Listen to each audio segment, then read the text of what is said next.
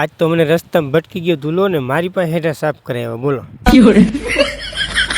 તો સ્વાગત છે બધાનું મારા નવા એક મિની વ્લોગમાં. તો આજ હું કપા વાવતો હતો ને હાંજે બનાવવાના હતા વાવણીના લાડવા. મારે માંડવી બધી વવાઈ ગઈ છે ને કપા વાવવાનું બાકી હતું. મીન હુકાઈ ગઈ છે પણ ઉગવામાં નહીં વાંધો આવે. પછી મેન મુને તો ઓયણી ફિટ કરી દીધી ને કપા નાખી દીધી. હવે તો આ બધું ઓટોમેટિક ઓયણીથી જ વાવવું પડે કારણ કે મજૂર તો ચોપવા જડતા જ નથી. પછી મેં તો એક નારિયેલ વધારે નાખ્યું ને ધીમે ધીમે વાવવાનું કરી દીધું ચાલુ. પછી એટલો કપા વાવીને અમારે જવાનું હતું ઘરે જતા રસ્તામાં જ ધુલાન વાળી આવે. તો ધૂલો તો કઈક ટ્રેક્ટર થી વાવતો હતો એટલે મને એમ થયું હાલ તો જોવા જાવ હું આવ્યો તો ધૂલો ને મુનો બે ઝાડવા કાપતો હતો. કે હેઠામાં નડે હે વાવવામાં બધે. હું વળી થોડોક ડાયો છે મેં વહેલું કાપી નખાય ને વાવવા ટાણે કાપવા આવ્યાથી.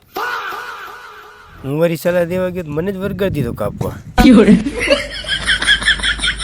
ધૂલો ને મુનો તો બે સોયાબીન વાવતા હતા. વરસાદ પહેલા જ પારા બાંધી લીધા હતા ને પછી વરસાદ થયો એટલે એ જ પારામાં સોયાબીન વાવી દીધા. એ બે સોયાબીન વાવતા હતા એટલે હું તો પછી ત્યાંથી નીકળી હાલો મારે તો જવું છે ઘરે. મેં કીધું મોડું થાય છે અંધારું થઈ ગયું. થોડીક વારમાં હું પૂગી ગયો ઘરે તો આજ મારે વાવણીના લાડવા બનાવવાના હતા એટલે હું તો ઘરે આવીને નાહી ધોઈને લાડવા બનાવવા બેસી ગયો. તો ફટાફટ બનાવી નાખ્યા લાડવા. આપણે તો વાવણીના લાડવા બનાવી નાખ્યા પણ હજી ઘણી જગ્યા એવી છે જ્યાં વાવણી લાયક વરસાદ જ નથી થયો. આપણે કુદરતને એવી પ્રાર્થના કરી કે બધે સારો એવો વરસાદ થઈ જાય. પછી લાડવા બની ગયા એટલે હાલો મેં કીધું હું ટેસ્ટ કરી લો કેવા બન્યા. જોકે આપણે બનાવી પછી એમાં કઈ ઘટે કઈ ના ઘટે. અચ્છા હાલો જેને લાડવા બહુ ભાવતા હોય ને ખાવા હોય પાછા કમેન્ટ કરી દેજો. મળી પાછા બીજા બ્લોગમાં ત્યાં સુધી બાય.